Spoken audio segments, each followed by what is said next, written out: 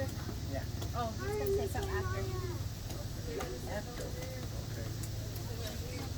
Okay, I'd like to have your attention just for a few minutes here. Uh, they asked if I would be honored to give Demetrius and his little sister Maya a pumpkin name. And names have always been a great honor to the individuals that receive the name. But we talked about that earlier. And back in the olden days, the name came to an individual not necessarily that seemed to be honorable. Names were just given, and they never said anything like what we want to hear today. I guess I gave an example earlier. I said the young people, they're always wanting a name like Roaring Thunder or something like that, or Stampeding Buffalo or something like that. They want this great, terrible sounding name, and but our people were very practical from way long time ago. And well, you take my name for instance. My name is Kashila Bagi. Who would want a name like that? That means you try anything. That's what it means. Oh, Yeah. Yeah, he's not afraid to try anything. That's my Indian name. But I'll answer to it if you call me to eat. And, but anyways, the giving of names is really an honor for an elder of the tribe, and very often, of course, in our Hakka tradition, my parents lived quite old, up in age. I was very fortunate to have them all the way up to the 1980s. My dad was born in 1890. And so he was about 93 years old or something like that, I can't remember. And my mother was born about 1893, 94, someplace along there. But she was about 92 when she died. And but they were very traditional in their thinking and their language. And if I had any questions about our tribe, they always were willing to help me. My uncle Willie Chrysler, that was my mother's brother. He was the same way. He didn't like me, but he answered my questions. And they were all born in the 1890s. Uncle Jim Poorhorse, he was another one. He was very quiet, but he was very understanding about inquiries and wanted to pass that information on to the younger generation. And so I was very fortunate. Was raised up in the Native American church.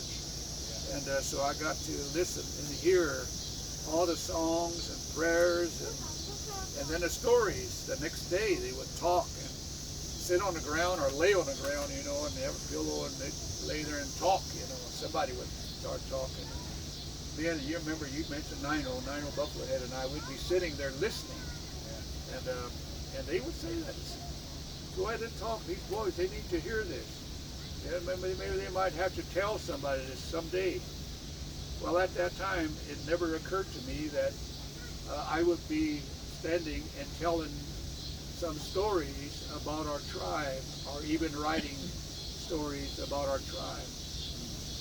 Now we come this day to carry on this tradition, but it was one time a tradition, these elders said, was one that was a very private affair.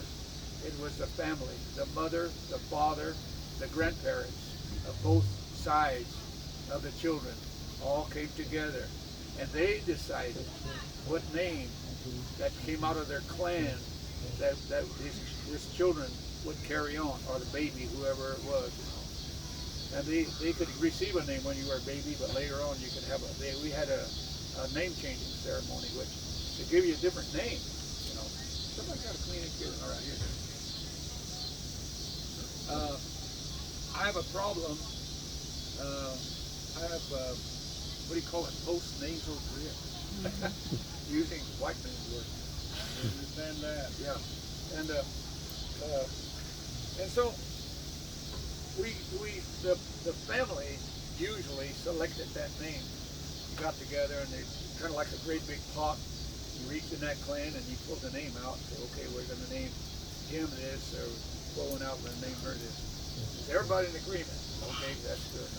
Today, I ask, what do you want them to be named? How we do it? Do you have anything animal or anything like that? No, we want you to do it. I hear that all the time. And so I try to be fair and want to give a name that's as closest to the clan as we can get, that's going to be to identify with that particular clan. Okay. And so I went back and I got a couple of different names, and I wrote them down, or actually I typed them down. Got them out of my. I typed them out, so I wouldn't forget them when I got down here. And but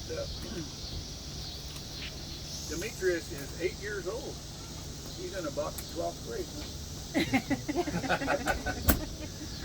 He's got a good Roman name, by the way, and he could be a great fighter out there. But I thought of a name that came out of the clan that I thought it would have been good for him, and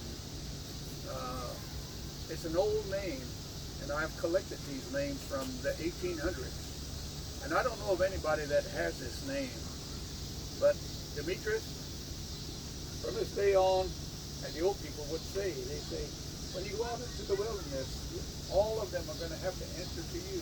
In the grass and the bushes and the trees and the small animals and even the bigger animals are going to have to answer to you when you get out there, because you're the one that's going to meet them.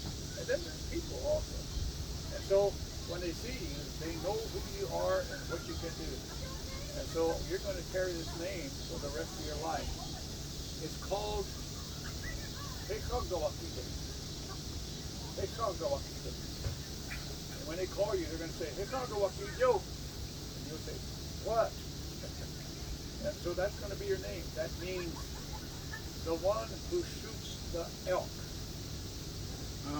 The one who shoots the elk. So that's going to be his name. So we kind of did the modern thing, But that's good. That's a real name. Yeah. And then here's Anaya. You're 6 years old and going to school.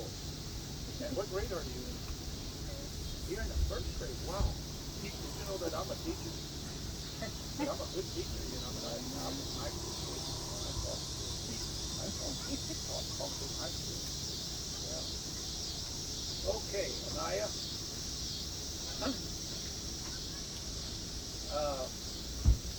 I don't know how I can explain this to you, but our clan, you're receiving a name from our clan. That's my clan. What you're receiving from. But the big clan and warrior. Okay, so now I tried to think of a good background story why we named our girls with the word moon in it. All got the word moon. And I found out they did that when there was a certain time of the month and the position of the moon. Sometimes it was rising, sometimes it had a halo on it, and sometimes there was a halo coming, sometimes there was a waning moon. But then, so our girls got that, but we had one name. I never could find out why, and I thought in order for this name to be carried on, Anaya is going to carry this name, and her name is going to be Mihu's Miwahusa. Miwahusa. She who scolds the moon. Scolds the moon. So that's going to be your name from now on. Okay? He who scolds the moon. You got mad at the moon for some reason. I don't know. So I want you to have I can make 2 copies so you can hang on to this. Okay. And that will be for your future reference. Okay. Okay, then we're going to say a prayer for these two so they'll carry these names the rest of their lives. So you come over here, would you come?